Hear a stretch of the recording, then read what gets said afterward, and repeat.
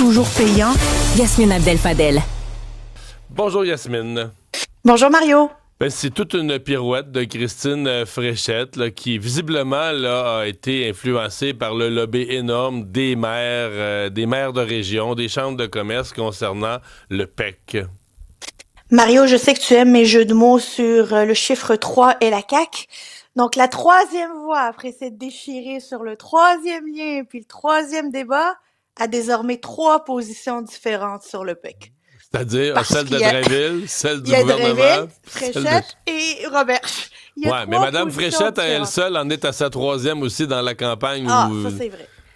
Ça, c'est vrai que Madame Fréchette, disons qu'elle ne dit pas ce qu'elle a dit pas plus tard que samedi ou pas plus tard que vendredi dernier et que visiblement, elle a changé d'idée assez vite lorsqu'elle s'est rendue compte que, en fait, elle s'est rendue compte que l'appui de Roberge lui coûtait cher auprès de ceux qu'elle veut aller chercher, qu'elle veut mobiliser pour elle et que ça pourrait même créer une anti-mobilisation, en fait, une mobilisation qui est pas à son avantage, qui serait à son désavantage. La question à se poser aujourd'hui, c'est est-ce que Roberge continue à appuyer Christine Fréchette? T'sais, on est en droit de se poser cette question-là. Est-ce que tu peux démissionner de ton appui à un candidat au leadership? Sûrement, là, je l'ai pas vu souvent, mais c'est pas interdit. C'est pas interdit. Ben, ça serait une nouvelle, mais tu sais, des nouvelles dans cette course au leadership, ouais. On en vit. C'est assez particulier de voir hier, c'était particulier de voir Jean-François Roberge ne pas être en mesure de répondre aux questions des journalistes.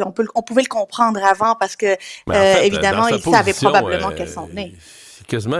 Parce que là, dans la mesure où Mme Fréchette, c'est quand même majeur ce qui est arrivé hier sur le plan de la politique publique. Parce que dans la mesure où Mme Fréchette est en avance, que ses chances de devenir premier ministre sont importantes, je veux dire, même Bernard Drainville, là, sur le PEC, avait proposé un compromis, moins radical, mais quand même un certain compromis.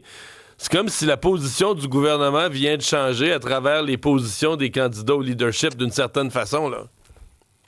Et aujourd'hui, ça met finalement François Legault dans difficulté parce que visiblement, aucune personne qui va lui succéder n'est d'accord avec sa position actuelle. Personne n'est d'accord avec la position actuelle. Est-ce qu'on agit maintenant ou on attend le 12 avril? Mais d'ici le 12 avril, il risque d'y avoir des personnes qui vont être dans une situation qui savent que peu importe que ce soit Bernard Drainville ou Christine Fréchette, il pourrait avoir une clause grand-père, il pourrait rester. Mais d'ici là, avec la position du premier ministre qu'on sait qu'il part, c'est pas possible. Alors François Legault, il est mal pris dans cette position-là parce que ses propres ministres à part Jean-François Roberge, ne sont pas d'accord avec lui. Ceux qui vont lui succéder ne sont pas d'accord avec lui. Moi, je trouve ça assez particulier, mais je dois te dire, hier, Mario, période de questions, là, à la période de questions, Monsieur Legault n'était pas là, il était en annonce sur Polytechnique, et Madame Fréchette n'était pas là, elle est en tournée du Québec. Il n'y avait que Jean-François Roberge. Évidemment, la volte-face de Christine Fréchette est arrivée quelques minutes avant la période de questions. Tout le monde était au bord de sa chaise en se disant les libéraux vont essayer, eux qui ont mené cette bataille-là, vont poser une question là-dessus. Mario, la première question était sur la maison des aînés. La maison des aînés où on a reproché au gouvernement, tiens-toi bien, d'avoir construit 43 maisons des aînés sur 46. C'était ça le reproche, là. Hier, à côté de la nouvelle du jour, le Parti libéral du Québec a choisi de parler des maisons des aînés, de parler de santé, de parler de violence conjugale, tous des dossiers importants. C'est Québec solidaire, la nouvelle du jour. C'est Québec solidaire et le PQ qui ont été capables de se revirer, qui ont été plus vite sur leur patin et qui ont sauté sur la nouvelle du jour. Très faible pour les libéraux. Sur le PQ, est-ce qu'ils vont... Bon, mais là, mettons, Mme Fréchette devient chef, donc c'est la nouvelle position de la CAQ. Bon, là, le cas de Québec solidaire et des libéraux, c'est une bataille qu'ils ont gagnée. Ils mènent cette bataille-là depuis des semaines. Hier, le Parti québécois a quand même été ferme, même c'est à affronter les maires, là, en disant aux maires des villes qui demandaient la fin du PEC, avez-vous compté, savez-vous combien de personnes ça représente? Est-ce qu'à compter de maintenant, le PQ gagne la ligne dure, que lui, ce serait non au PEC, puis que lui, il fermerait les portes, ou est-ce qu'il va essayer de se faire oublier, de dire, regarde, là, nous, le gouvernement fait d'autres choses, on essaye de se faire oublier entre la peinture. On n'est pas pour, on n'est pas contre, mais on essaye de pas parler.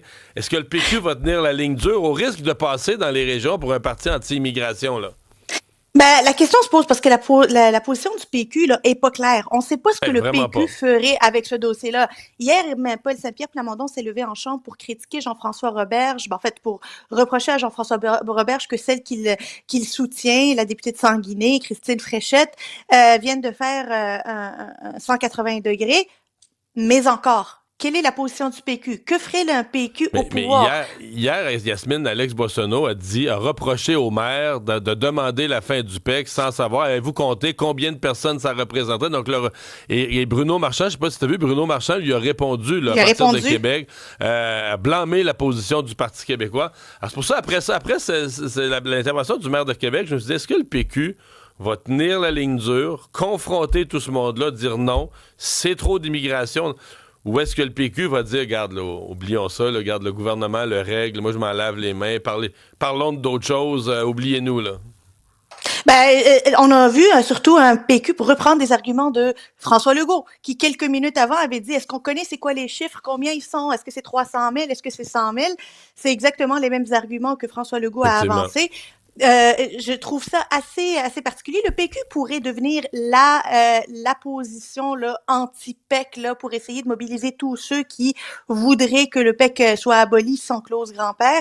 Ça pourrait éventuellement être payant pour eux, mais à quel point est-ce qu'ils voudraient mobiliser des maires, des mairesses, des préfets, les syndicats, tu sais, les syndicats et le patronat contre eux? Je sais pas à quel point c'est quelque chose de payant pour eux que de se mobiliser aujourd'hui. Ouais, c'est une décision stratégique là, qu'a à prendre Paul Saint-Pierre Plamondon. Bon, dernière petite question que tu t'es posée, qui peut donc voter dans le cadre de la course au leadership de la CAQ? Ben, je me suis posé la question, Mario, et c'est en lien avec notre premier dossier. Qui peut voter dans la course au leadership du PEC? Je suis allée voir dans les règles, il faut être membre avant le 13 mars. C'est classique dans les courses au leadership. Membre un mois avant la date. Membre un mois avant. Je suis allée voir, ça veut dire c'est quoi qu'il faut pour être membre? C'est comment, qu'est-ce que ça prend pour devenir membre de la CAQ? Faut payer ça sa prend carte de d'avoir membre, plus non? que 16 ans, Ouais. payer sa carte de membre 15 avoir plus que 16 ans, donc c'est pas la qualité d'électeur, c'est la qualité de voteur, puisque tu peux pas voter au général, mais tu peux voter dans un parti politique. Ça a toujours été comme ça. Moi, je suis rentré membre à 17 ans. Du Parti Et libéral Mario, à l'époque. Je suis rentré dans les jeunes libéraux, j'avais pas mon 18. on avait le même âge. Et quand moi aussi, je suis rentrée chez les libéraux à 17 ans. Et être domicilié au Québec depuis 6 mois. C'est tout. Techniquement, des immigrants temporaires pourraient avoir la qualité de voteur dans cette course au leadership. Des immigrants temporaires qui sont là depuis plus de 6 mois. Parce qu'on ne dit pas, tu veux dire, dans les règles, on ne dit pas qu'il faut avoir la citoyenneté. Ni la citoyenneté, ni un statut permanent. Tu peux être statut temporaire, être là depuis 6 mois, avoir plus que 16 ans et voter pour non seulement le prochain chef de la CAQ, mais pour le prochain premier ministre ou première ministre du Québec. Surtout dans une configuration un membre, un vote, Mario, là. C'est une nuance intéressante. C'est une nuance intéressante. Qu'on n'avait pas vu. Écoute, il pourrait y avoir une vague de vote ethnique, Mario. Il pourrait y avoir du vote ethnique dans la course au leadership de la CAQ. Pas certain que ça va arriver, mais sur le plan des règles, c'est fort intéressant à savoir. Merci, Yasmine. Merci, Mario.